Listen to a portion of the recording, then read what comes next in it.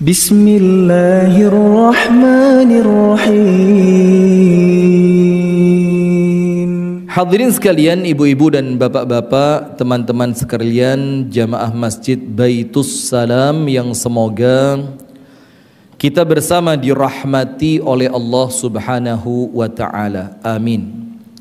Alhamdulillah, kita bersyukur kepada Allah di malam hari ini kita dipertemukan oleh Allah dalam majlis yang mulia ini dalam rangka untuk memperbaiki, meningkatkan, memperkuat iman, Islam dan takwa kita kepada Allah. Sebagaimana Allah perintahkan kepada kita, wa tazawwadu fa inna khairaz zadit taqwa. Dan berbekallah kalian. Kita ini sama Allah mumpung di dunia disuruh cari apa? Cari bekal. Wa tazawwadu. Dan berapa banyak orang yang sudah meninggal tidak punya lagi kesempatan. Dan kalau kita mau berkata jujur, tentu kita punya banyak teman yang wafat ketika COVID-19 kemarin. Ada punya teman yang wafat ketika COVID? Ada. Yang seumuran? Malah lebih muda ya. Pertanyaannya, kenapa yang wafat bukan kita ini? Kenapa mereka? Kalau kira-kira yang wafat kita, coba dipikir-pikir, kira-kira bekal kita sudah cukup atau belum? Tidak usah dijawab, ini kira-kira saja ya. Kira-kira bekal kita sudah cukup atau belum? Tobat kita sudah diterima atau belum? Dosa kita sudah habis atau belum? Dalam keadaan mereka oleh Allah kesempatannya sudah diputus dan tidak bisa protes, kita oleh Allah masih dikasih. Sebenarnya kalau ngomong adil atau tidak adil, ini nampaknya tidak adil. Nampaknya tidak adil. Kenapa ada orang dikasih umur sampai 60 tahun, 70 tahun, 80 tahun, kok mereka dikasih umur 40, 37, 52? Kalau ngomong adil nggak adil, tapi inilah yang namanya kuasa Allah Subhanahu wa ta'ala. Maka untuk kita ini selama masih hidup, minimal lakukan dua. Wes, tidak usah macam-macam sudah, tidak usah mikir yang kedukuran. Apa kedukuran itu? Ini bahasa Inggris ini. Kedukuran itu nggak usah mikir yang terlalu muluk-muluk. Saya mau bikin pesantren, aduh, ketinggian. Maka minimal dua hal yang Allah minta apabila sampai detik ini kita oleh Allah masih diberi umur. Nomor satu, Allah meminta kepada kita untuk memanfaatkan sebaik-baiknya dalam rangka menambah bekal akhirat. Maka setiap pergantian waktu, jangan sampai ada satu detik pun yang pergi tanpa bernilai pahala. Jangan. Karena nanti setiap waktu yang pergi tanpa bernilai kebaikan, itu akan kita sesali kelak pada hari kiamat. Karena memang kita diperintahkan oleh Allah di dunia ini untuk ibadah. Betul apa betul? Nah, kalau ini jawab ini, betul Bu? Nah gitu dong, jadi yang kompak gitu ya. Kita ini sama Allah diperintah untuk apa? Ibadah. Sehingga aktivitas apapun yang tidak ketemu nilai ibadahnya, tinggalkan. Karena berarti tidak sesuai peruntukan. Allah mengatakan, wa ma khalaqtul jinna wal insa illa liya'budun. Tidaklah kuciptakan jin dan manusia kecuali supaya mereka ibadat. Maka Anda melakukan aktivitas apapun, Anda, saya, kita sama. Ayo dicari aktivitas saya ini nilai ibadahnya di mana. Misalkan yang suka olahraga, ada nggak? Yang suka olahraga, mancing masalah, mancing perkara, coba. Yang suka olahraga, dicek ini olahraga ini nilai ibadahnya di mana. Anda ketika rekreasi, hatta rekreasi dicek, ini rekreasi ini nilai ibadahnya di mana. Ketika Anda duduk di pos ronda seperti permintaannya Menteri Dalam Negeri, Pak siapa? Tito. Pak Tito dibilang ini masyarakat harus kembali menggalakkan apa? Siskampling. Kesian ya masyarakat ya, pagi kerja malam siskampling. Masya Allah. Sementara pajak udah kita bayar. Berapa Anda bayar pajak? Bayar pajak gak? Astagfirullahaladzim. Nah sudah, maka Ketika Anda duduk di pos ronda, ketemu teman, ketemu tetangga, rapat PKK, rapat ini, rapat itu, harus ketemu nilai ibadahnya. Karena kita ada di dunia ini untuk itu. Nah, sehingga yang Allah minta yang pertama, kalau kita masih diberi usia, Allah meminta kepada kita manfaatkan untuk menambah bekal akhirat.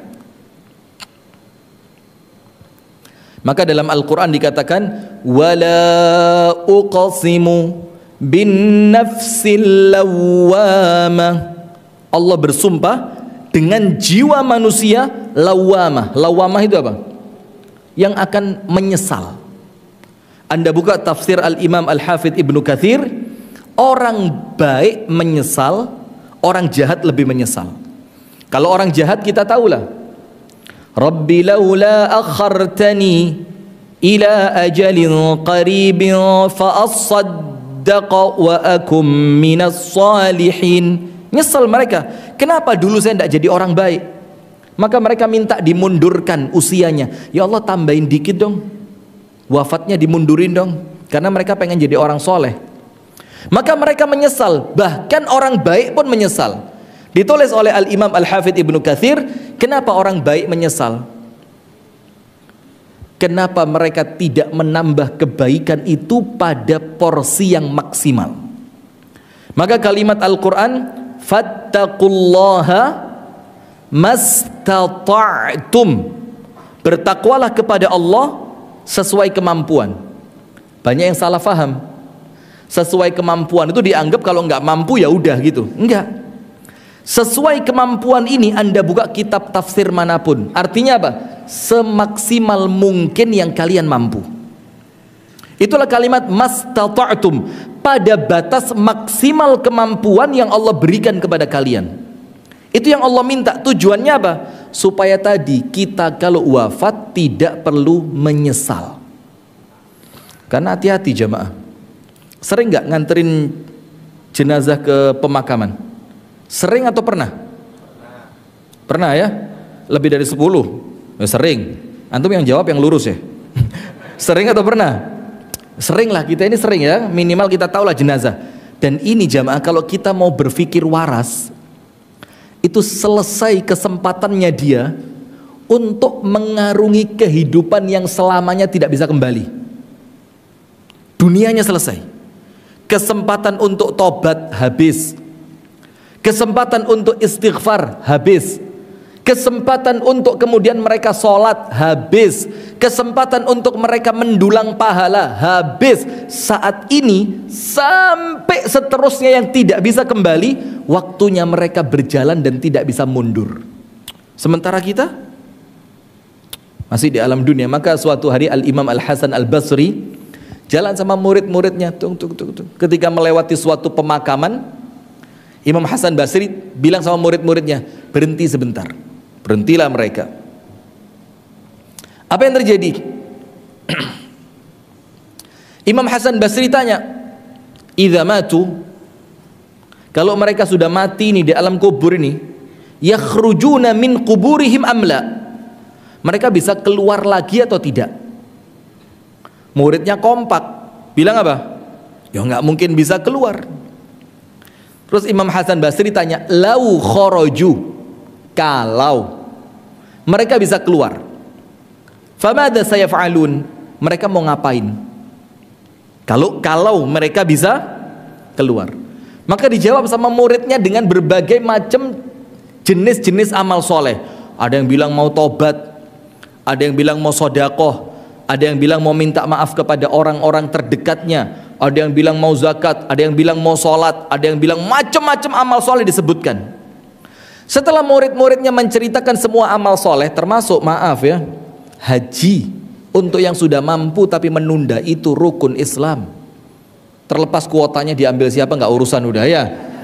Tapi yang penting kalau sudah mampu, yuk diingetin. Ini Jakarta ya, deket ya. Ya Allah, lupa saya. Saya kira di Jawa Timur agak jauhan dikit ya.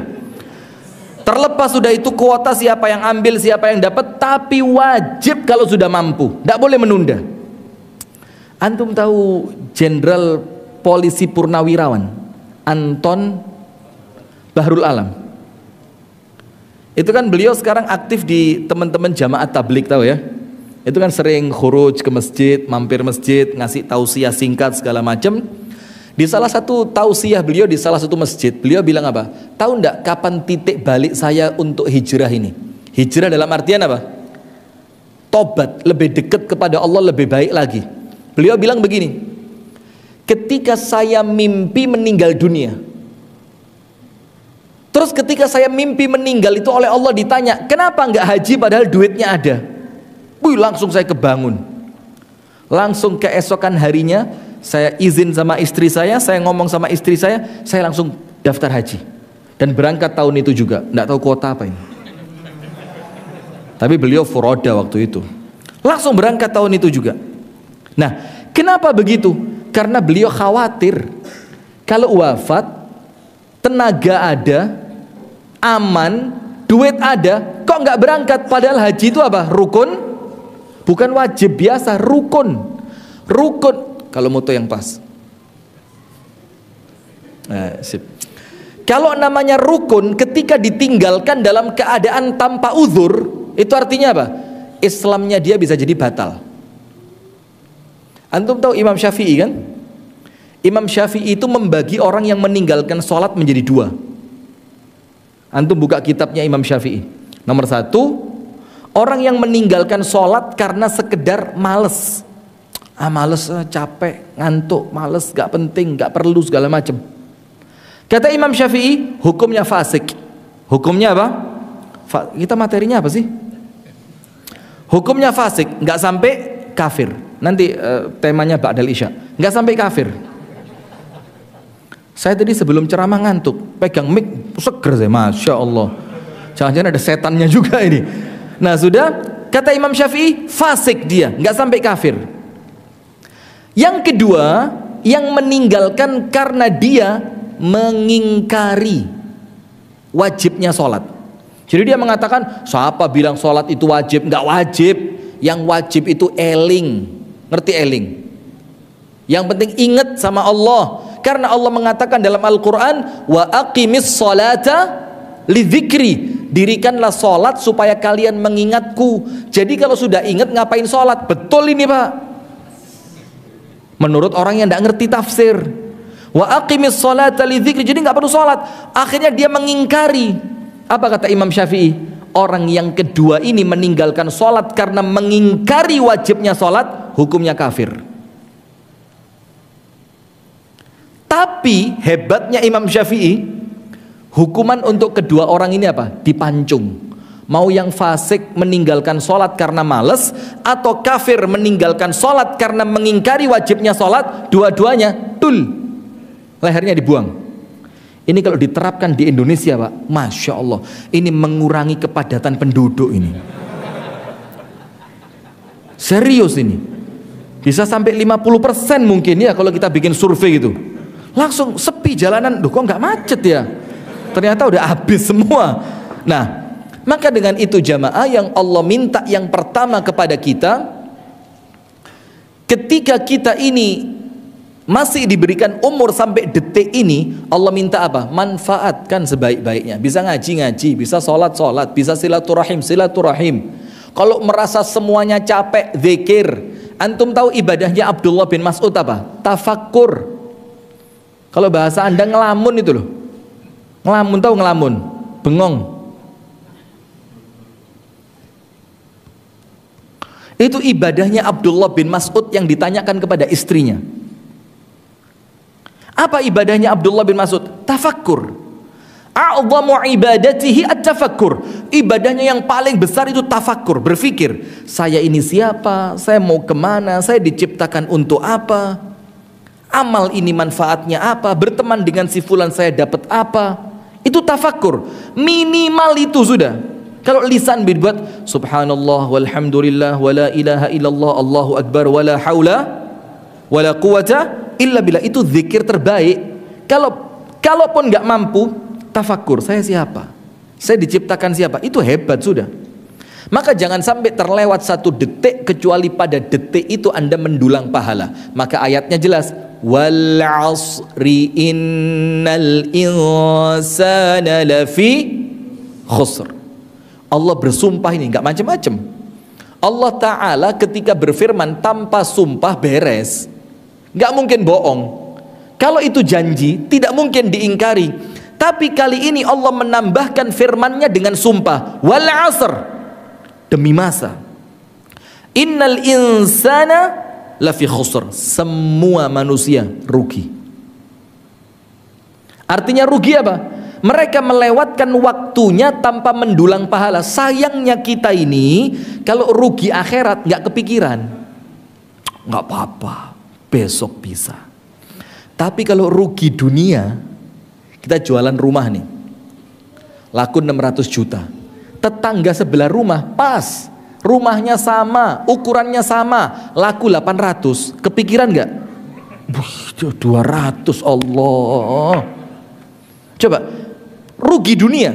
Ibu-ibu beli sayur, nawarnya sampai otot keluar semua. Wadah, Masya Allah, dapat seikat kangkung harga 2000. Temennya dibilang, Mbak, aku dapat murah nih, berapa? 2000. Aku cuma 1500. Hah? Beda 500, kepikiran 2 bulan gak hilang. Itu kalau rugi dunia. Coba rugi akhirat, gak kerasa, gak dipikirin sama dia. Kalau ruginya rugi akhirat. Padahal rugi akhirat itu tidak bisa dibaleni, tidak bisa diulang. Tidak ada kata-kata diulang kembali ya. Atau kalau orang ujian gak lulus namanya apa? Remedi. Gak ada akhirat remedi. Mati ya mati sudah. Mau tobat gak tobat, waktunya datang berangkat. Sholatnya baik tidak baik, waktunya datang berangkat. Punya dosa sama orang tua, sudah minta maaf belum minta maaf, waktunya berangkat. Tidak ada ceritanya Rabbi laula akhartani, ya Allah mundurin dikit ya Allah. Tidak ada. Atau kalimat lain, fa idza jaa ahadahumul mautu qala rabbirji'un.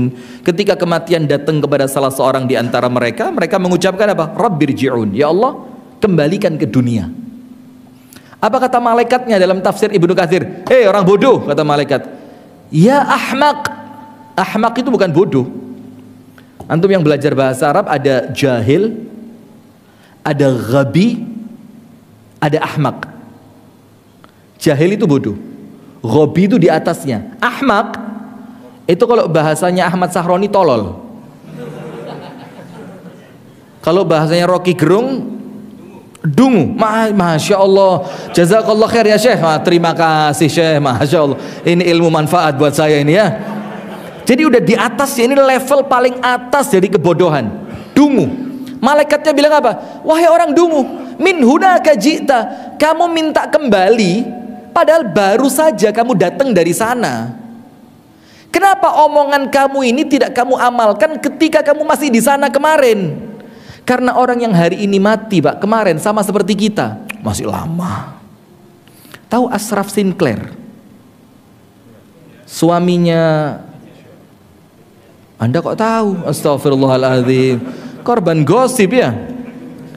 Meninggal seger buger, gak ada kendala apapun, gak kelihatan itu indikasinya. Gak ada kemudian apa bahasanya kalau orang sakit itu namanya gejala, gak muncul gejala. Tiba-tiba serangan berangkat. Usianya berapa? 40, hati-hati yang 40.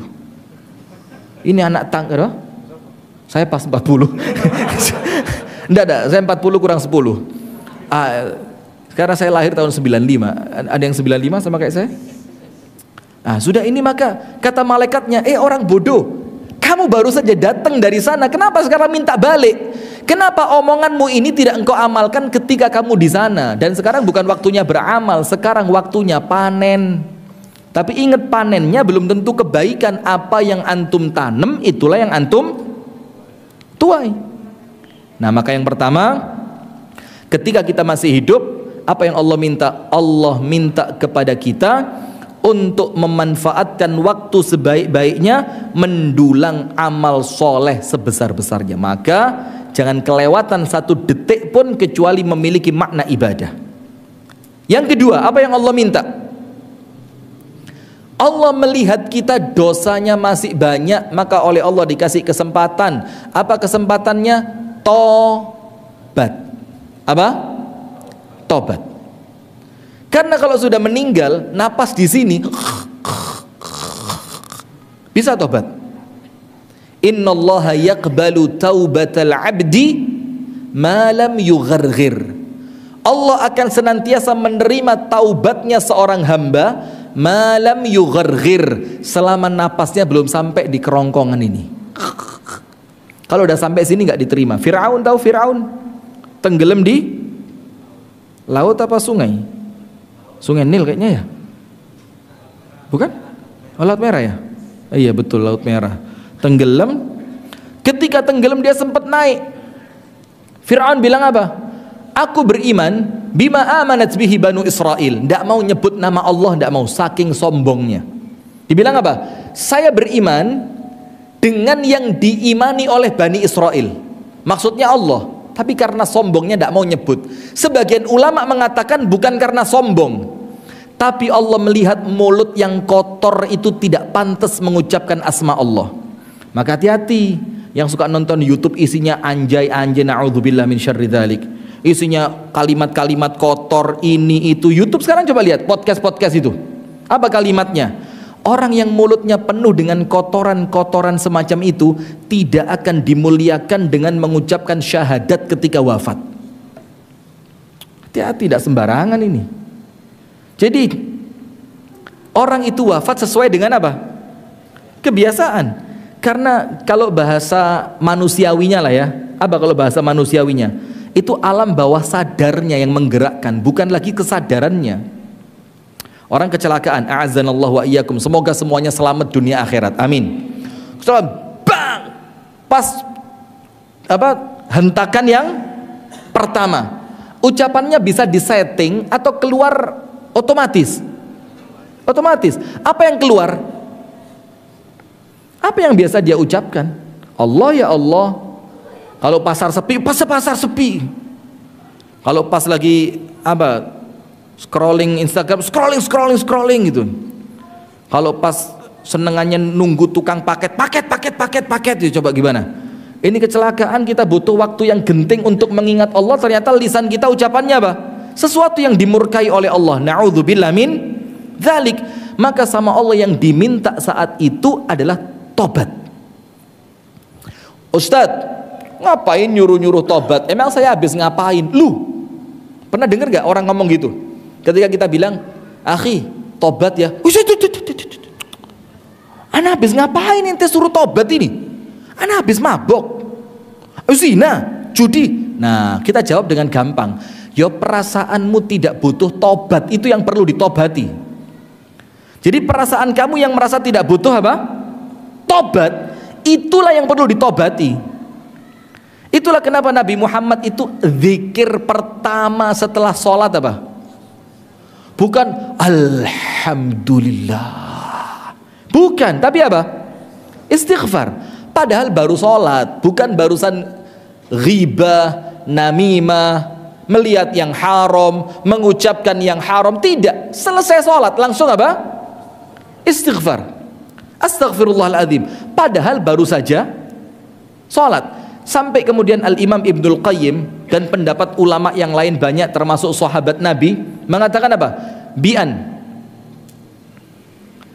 kalaulah saya itu semalam suntuk tidur, bukan tidur, kalaulah saya semalam suntuk itu sholat tahajud, semalam suntuk itu artinya mulai ba'dal isya sampai adzan subuh. Berapa jam? Isya jam berapa sekarang? Alhamdulillah kurang 5 menit. 8, 9, 10, 11, 12, 1, 2, 3, 4. Salat tahajud 9 jam. Kemudian bangun. Wa yusbihu mu'jaba. Kemudian ketika bangun pagi merasa hebat dengan amalannya. Semalam tahajud 9 jam. Baitu salam gak kuat. Ini kelasnya kelas wali ini, 9 jam. Tapi kemudian menjadikan dia merasa apa? Ujub. Apa kata Ibnul Qayyim?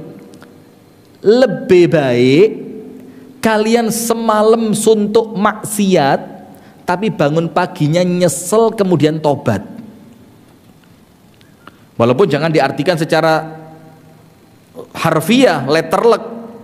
tekstual. Wah ya bahaya kalau tekstual. Ini yang mau mabit pulang ini ngapain mabit? Daripada pulang mabit saya sombong gitu kan, pasang foto status mabit baitus salam nih. Kan malah repot ya. Nah cuma kemudian artinya di sini bukan amaliyahnya tapi sikap yang muncul setelahnya. Sikap yang muncul setelah sholat dan sikap yang muncul setelah maksiat. Kalau sholat itu baik semua orang sepakat, maksiat itu buruk semua orang sepakat. Tapi apa yang muncul setelah kita sholat itu loh, dan apa yang muncul setelah kita terjerumus dalam maksiat. Nah sudah, maka itu dua perkara yang Allah minta jamaah. Kalau kemudian kita ini sampai detik ini oleh Allah masih dikasih kesempatan untuk duduk, bisa bernafas, bisa sholat, baca Quran, zikir, ketemu orang, maka minimal Allah minta dua. Nomor satu, manfaatkan sebaik-baiknya untuk ibadah, untuk memperbanyak pahala akhirat. Yang kedua, manfaatnya seserius-seriusnya untuk tobat. Karena boleh jadi tidak ada kesempatan setelah saat ini. Boleh jadi kesempatan itu sudah apa? Sudah hilang. Apalagi maaf ya, urusan wafat itu tidak ngomong usia. Tidak ada orang ngomong usia. Banyak orang wafat umur. Antum berapa sekarang? Beb, antum usia berapa sekarang? Banyak orang meninggal usia 28 ya banyak. Tidak percaya nih 28, 48 antum. Jadi meninggal itu bukan urusan usia, tapi urusan apa? Ajal. Ada yang sepuh, tua, sehat sampai umur 80, 85, 9, Masya Allah. Ada yang usia 50, 40, 45, 42 sudah wafat. Maka manfaatkan sebaik-baiknya. Baik, hadirin sekalian, kita akan berbicara secara poin saja, kita tidak usah terlalu panjang lebar, mengenai keluarga yang dirindukan oleh surga. Keluarga apa? Yang dirindukan oleh surga. Kalau kita berbicara surga, tidak ada orang yang tidak kepingin, tidak ada. Semua orang pengen masuk surga. Bahkan ketika Rasulullah SAW menafsirkan Ar-Rahman Ar-Rahim dalam surat Al-Fatihah, itu dibilang apa? Lau ya'lamul kafir ma indallahi minal rahmati lama qanitu min dukhulil jannah. Kalaulah orang kafir tahu luasnya rahmat Allah, jadi rahmat Allah yang maha luas, sampai orang kafir pun bilang apa? Saya masuk surga. Itu kalau mereka tahu luasnya apa? Rahmat Allah. Jangankan yang sholat seperti kita ini, yang kafir itu merasa apa? Nggak mungkin nggak masuk surga. Surga tempat saya. Padahal kafir. Dan sebaliknya, walau ya'lamul mu'min ma indallahi minal uqubah lama amina min dukhulin nar. Kalau orang beriman tahu sekeras apa hukumannya Allah, karena Allah itu bukan cuma pengampun, tapi Allah juga syadidul iqab, syadidul azab. Maka ayatnya mengatakan nabbi ibadi anni anal ghafurur rahim wa anna azabi huwal azabul alim. Nabi, berikan berita wahai Muhammad kepada hamba-hambaku, anni anal ghafurur rahim, aku ditambahi penegasan sama Allah, aku adalah maha pengampun lagi maha penyayang. Tapi ayatnya tidak berhenti. Beritahukan pula kepada mereka wa anna azabi, bahwasannya siksaanku adalah siksaan yang sangat pedih. Jadi seimbang. Maka ketika orang kafir tahu luasnya rahmat Allah, sampai yang kafir pun merasa bakal masuk surga. Maka itulah kenapa lawang yang kafir aja merasa masuk surga kok. Kita lo sama-sama Islam lah kok neraka, neraka ini. Lihat ujung celana, neraka. Masya Allah. Hanya urusan ujung celana. Urusan apa? Ujung celana. Neraka. Ini padahal yang dineraka-nerakain sholat, Yang dineraka-nerakain puasa. Yang dineraka-nerakain sama dia hanya urusan celana. Itu orang yang tahajudnya bagus, ngajinya bagus. Coba, seburuk itu pemahaman kalau orang nggak ngerti agama. Bisa separah itu. Dan kalau mau contoh yang lain ya sebenarnya banyak, cuma bukan itu materi kita. Nggak tahu saya kalau kepingin ngomong ini tiba-tiba. Nah sudah, sekarang sebaliknya. Walau ya'lamul mu'min, kalau orang beriman itu tahu ma indallahi minal uqubah, hukuman, siksaan yang dimiliki oleh Allah, kalau orang kafir tahu, lama aminu min dukhulin nar, mereka tidak akan merasa aman untuk masuk ke dalam neraka. Mereka merasa apa? Kayaknya neraka saya ini. Kalau yang dilihat hukuman dari Allah. Nah, maka kalau berbicara surga itu apa? Mala ainun ra'at wala udhunun sami'at wala khatara ala qalbi bashar. Surga itu tidak pernah kenikmatannya dipandang oleh mata, tidak pernah terdengar oleh telinga, dan tidak terbersit sedikit pun di perasaan seorang manusia. Dan surga itu sudah puncaknya nikmat. Maka kalau ada orang kemudian setelah ibadahnya bagus, lah kok ternyata takut mati, ada apa enggak? Ya ada saja, banyak, padahal ibadahnya juga bagus. Kok takut mati? Kemudian pikirannya begini, wah noilah rumah saya nikmat ya, sofa, spring bed, kasur, mau mandi kalau pas dingin air anget, kalau pas panas air dingin, nanti saya pengen makan apa tinggal pesen. Jadi dipikirkan oleh dia dunia itu nikmat. Loh, kalau Anda mikir dunia itu nikmat, maka setelah mati jauh lebih nikmat. Jangan khawatir. Inilah salah faham kita tentang kematian itu. Maka dalam hadis riwayat Imam Muslim dikatakan apa?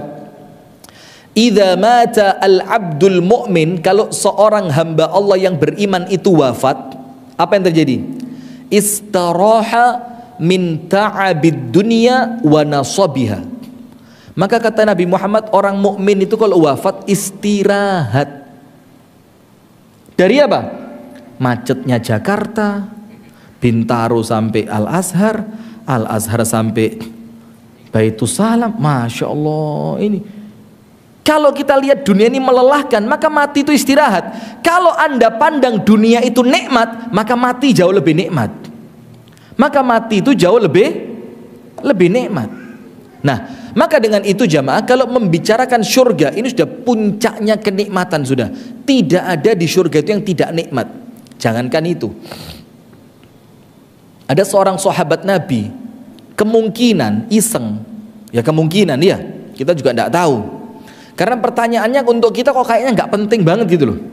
Apa yang dia tanya? Ya Rasulullah, afil jannati naumun? Ya Rasul, apa?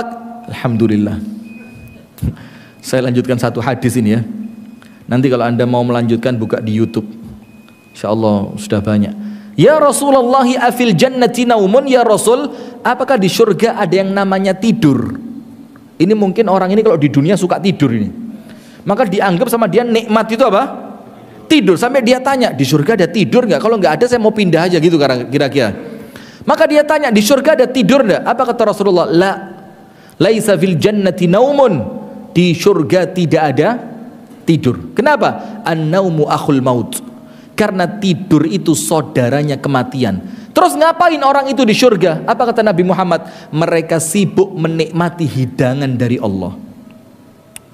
Nah terus gini, kalau kita berumah tangga kemudian cita-citanya bukan surga, ya rugi banget. Padahal rumah tangga di dunia itu nikmatnya apa sih? Ya kita paham lah yang udah nikah ya. Itu nikmatnya rumah tangga dunia. Selain itu apa? Dimarahin istri, dimintain duit sama istri.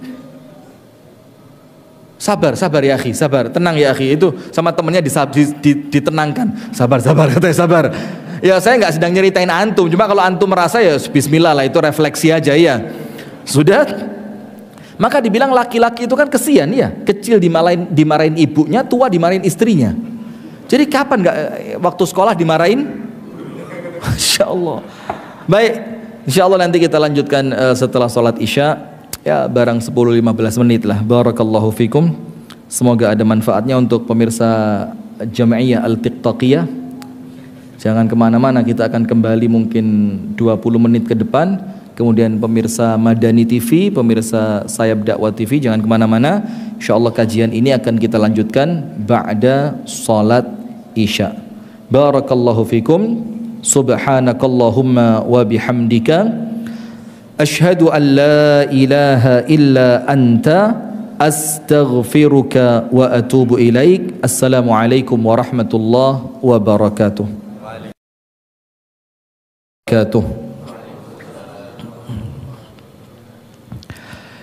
Bismillahi alhamdulillah, assalatu wassalamu ala rasulillah wa ala alihi wa sahbihi wa man wala. Wala hawla wala quwwata illa billahil aliyyil azim, wa ba'du. Maka hadirin sekalian, tentu kita mengidamkan bagaimana rumah tangga kita itu benar-benar menjadi rumah tangga yang dirindukan oleh surga. Saya tulis secara konsep ada 4. Jadi kita ngomong konsep aja ya, karena kalau ngomong detail nanti ya sampai subuh beneran kita ikut mabit di sini kira-kira. Nomor 1, mengawali pernikahan itu dengan biniyatin salihatin. Itu poin paling fundamental yang pertama. Mengawali pernikahan dengan niatan yang salihah.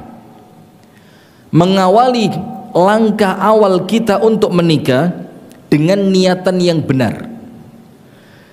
Kita menikah benar-benar seperti apa yang Allah inginkan dari pernikahan itu. Kita menikah benar-benar mengikuti apa yang Rasul inginkan dari pernikahan itu. Nah, maka semua, kalau Anda buka kitab-kitab hadis, itu pasti mengawali hadis mereka dengan hadisnya Amirul Mukminin Umar ibnul Khattab, di mana hadis ini berbunyi innamal a'malu binniyat. Setiap amalan itu yang pertama kali Allah lihat apa? Niatannya. Maka dalam surah Al-Mulk semuanya tahu, alladzi khalaqal mauta wal hayata liyabluwakum ayyukum ahsanu amala. Allah dialah yang menciptakan khalaqal mauta, kematian, wal hayata, kemudian Allah menciptakan kehidupan, setelah itu diwafatkan lagi. Kemudian setelah itu hidup yang tidak ada lagi, kematian setelahnya. Tujuannya apa? Liyabluwakum, ibtila, untuk ngetes kalian.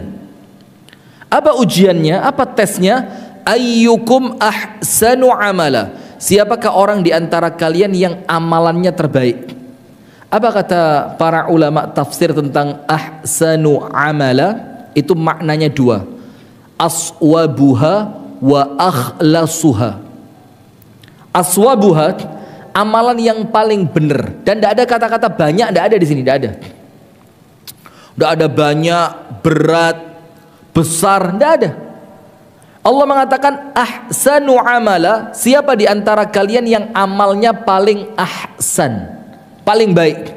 Baik itu nomor 1, aswabuha, yang paling benar.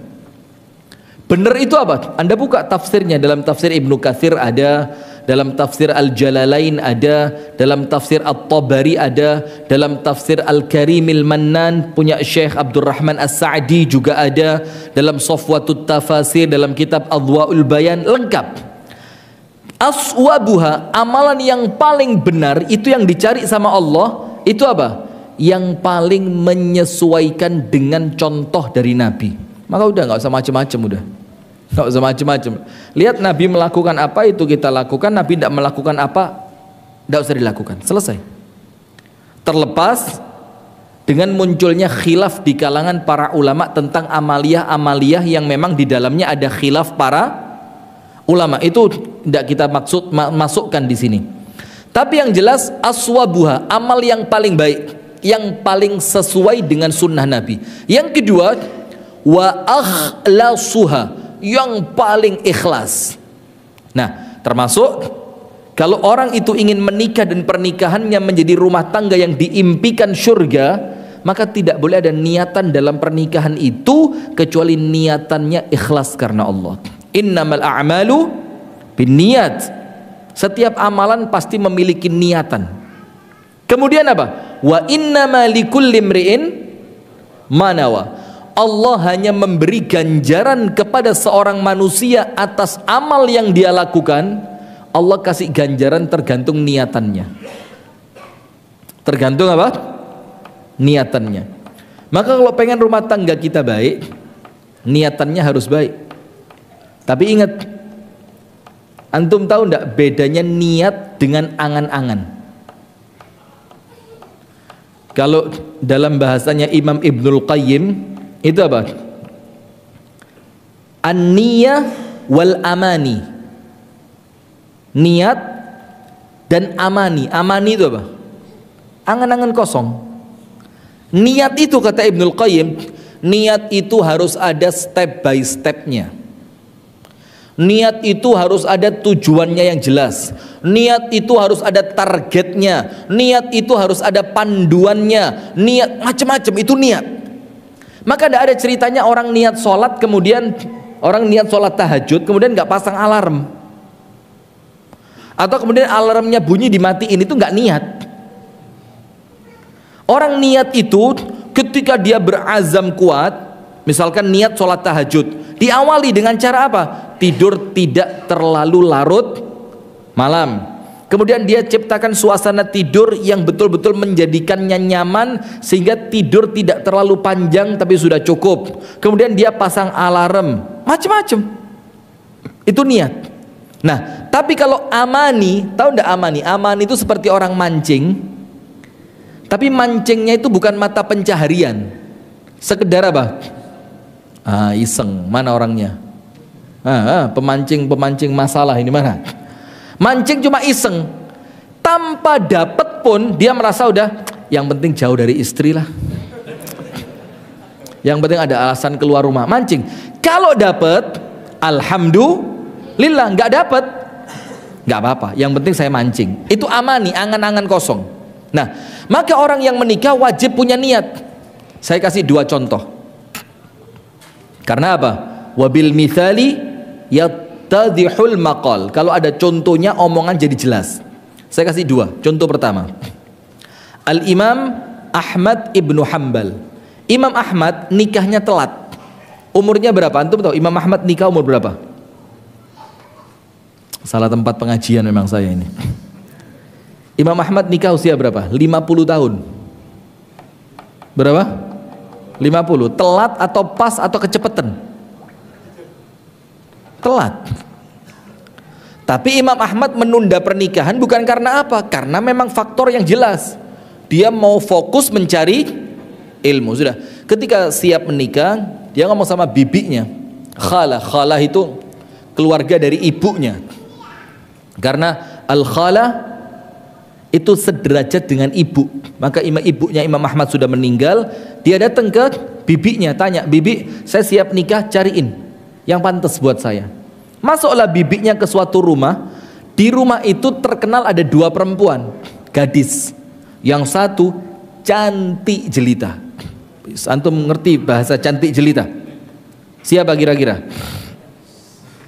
Ibu Sri Mulyani?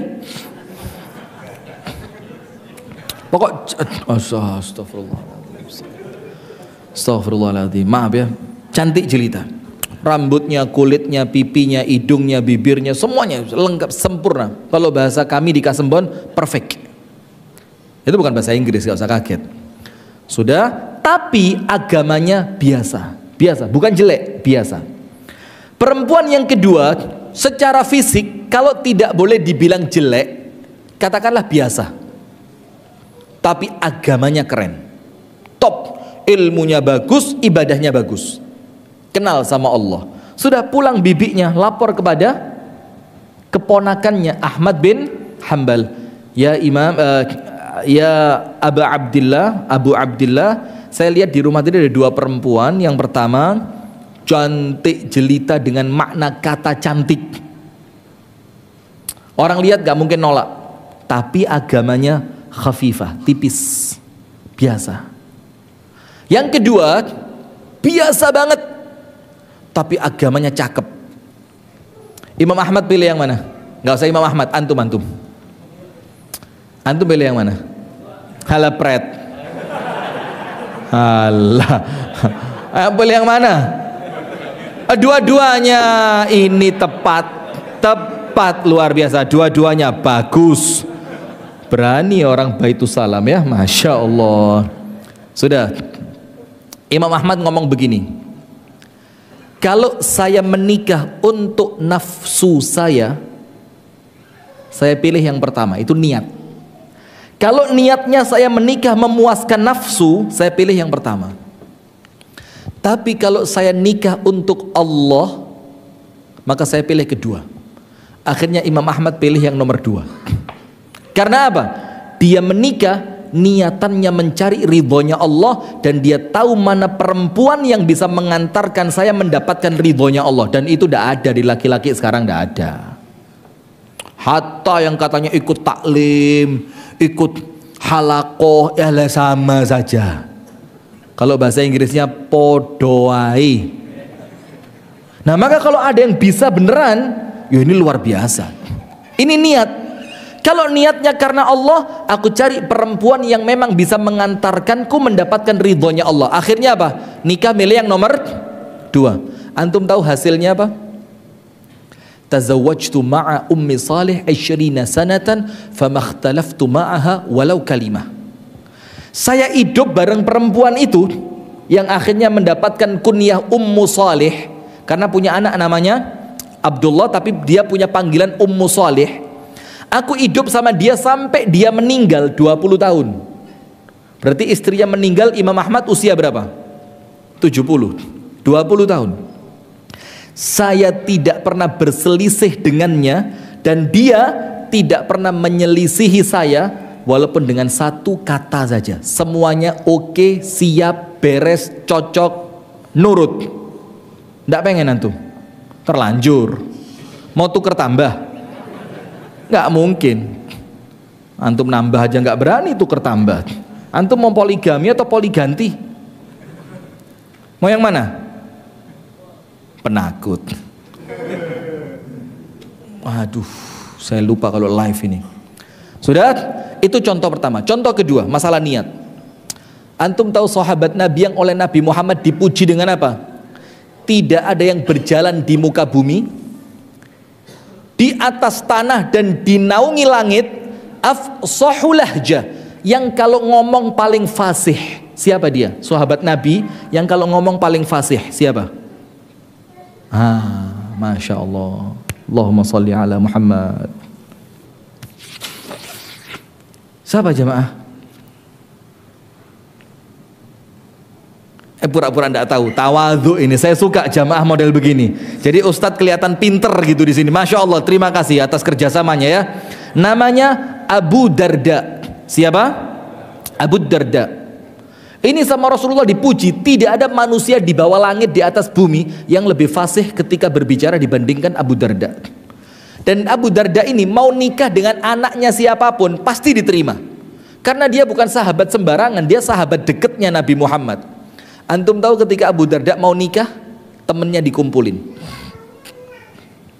di rumahnya. Kemudian Abu Darda mengatakan, ini untuk yang mabit pasin, tapi untuk yang sepuh-sepuh ya maaf udah lewat ini.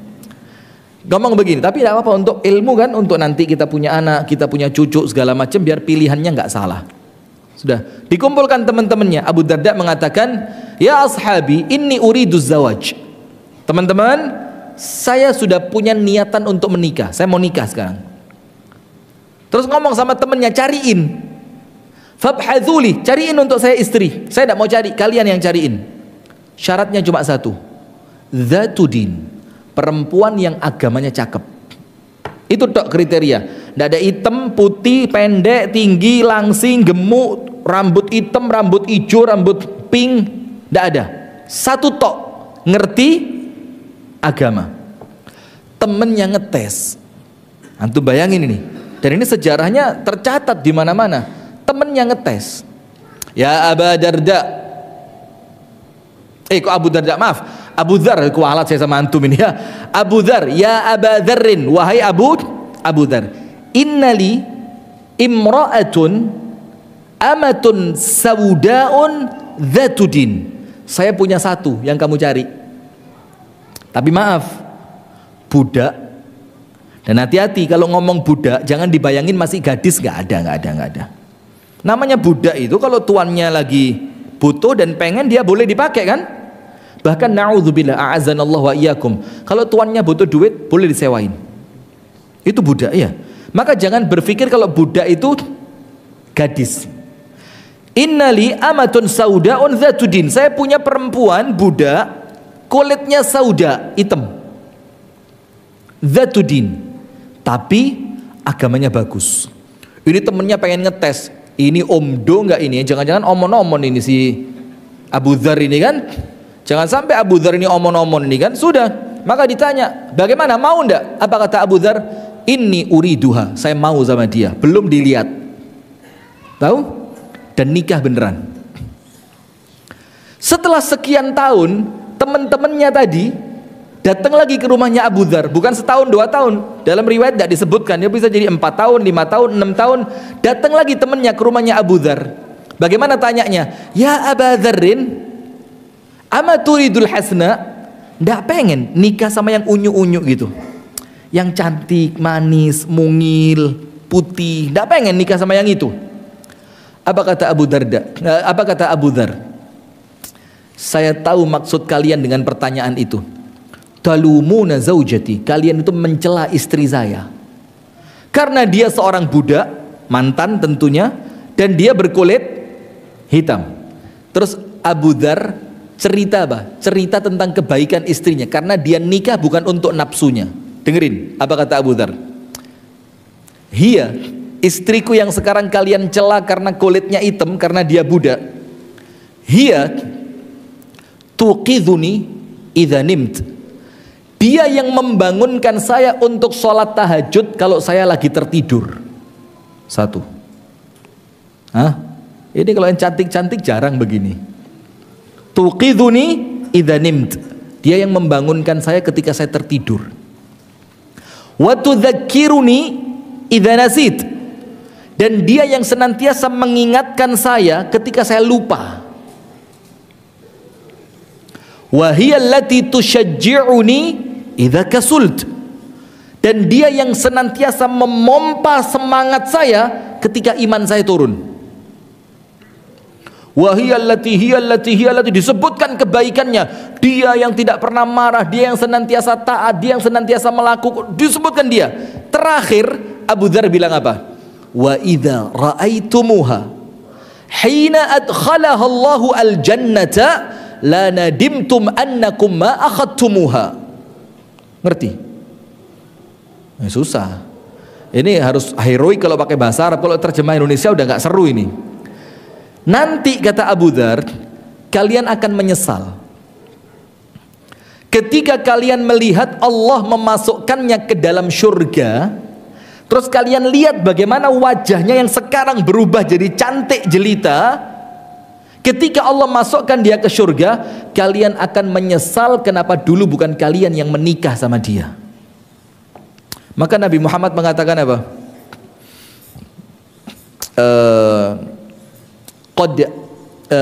Walyattakhid minkum, hendaknya seorang dari kalian itu punya 3 hal. Bukan 3 istri, 3 hal. Nomor 1, lisanan dzakiran. Hendaknya setiap dari kalian memiliki apa? Lisan yang senantiasa berzikir. Wa qalban syakiran, dan hati yang senantiasa bersyukur. Yang terakhir, wa zaujatan salihatan tu'inuhu ala amri dinihi. Dan hendaknya kalian memiliki seorang istri yang solihah, bukan membantu perkara dunia, tu'inuhu ala amri dinihi, yang akan menolong kalian untuk urusan akhirat kalian. Nah ini niat. Lah kita dulu kan niatnya cuma satu. Apa niatnya? Antum kayak ketakutan gitu. Jangan khawatir Mas, ini bukan pengadilan ini Mas. Pengadilan aja bisa diotak-atik kok sekarang, antum pengajian takut banget. Sudah? Maka kita dulu niatnya cuma satu, yang penting nikah. Yang penting cantik. Yang penting kaya. Yang penting terkenal. Yang penting saya cocok. Agama nanti itu jadi cuma urusan pengajian aja. Kalau datang seorang laki-laki ke rumah kalian melamar anak gadis kalian, yang laki-laki itu baik agama dan baik akhlaknya, terimalah. Kalau tidak diterima akan terjadi kerusakan di muka bumi dan fitnah yang besar. Nabi Muhammad mengatakan begitu kan? Itu kan pas pengajian. Kalau pas beneran kerja apa? Terus nanti anak saya rumahnya di mana? Kamu punya mobil nggak? Nanti kira-kira anak perempuan saya dibawa pergi keluar pulau atau tetap tinggal dekat rumah saya? Kamu tahu nggak anak perempuan saya itu sebulan habis duit berapa? Waduh, terus model begini yang dalam tanda kutip seperti orang tua yang menjual anaknya, kepingin anaknya bahagia. Nggak ada cerita, nggak ada cerita. Karena laki-laki itu kalau sudah ngeluarin duit dia minta dilayani. Anak perempuan Anda kalau berjodoh dengan laki-laki berduit yang tidak beragama, jadi pembantu di rumah. Jadi pembantu di rumah yang nggak beragama loh ya. Dikasih duit suruh ini suruh naudzubillah. Nah sudah ya, itu poin pertama. Nanti insya Allah poin kedua, ketiga, keempat kita lanjutkan pada, nggak tahu ini sudah jam 8 malam. Mudah-mudahan bisa kita lanjutkan dalam waktu yang tidak lama lagi ya, mudah-mudahan tahun depan lah kita bisa ketemu lagi. Sebenarnya saya kalau lagi ngomong gini ngeremnya susah, cuma saya ngelihat antum kan kegiatannya juga banyak, antum juga perlu istirahat, ada juga tausiah lagi ba'da muhadharah ini, maka mudah-mudahan semua ada manfaatnya. Kurang dan lebihnya saya mohon maaf. Hadanallahu wa iyyakum ajma'in. Subhanakallahumma wa bihamdika asyhadu an la ilaha illa anta astaghfiruka wa atubu ilaik. Kurang dan lebihnya saya mohon maaf. Assalamualaikum warahmatullahi wabarakatuh.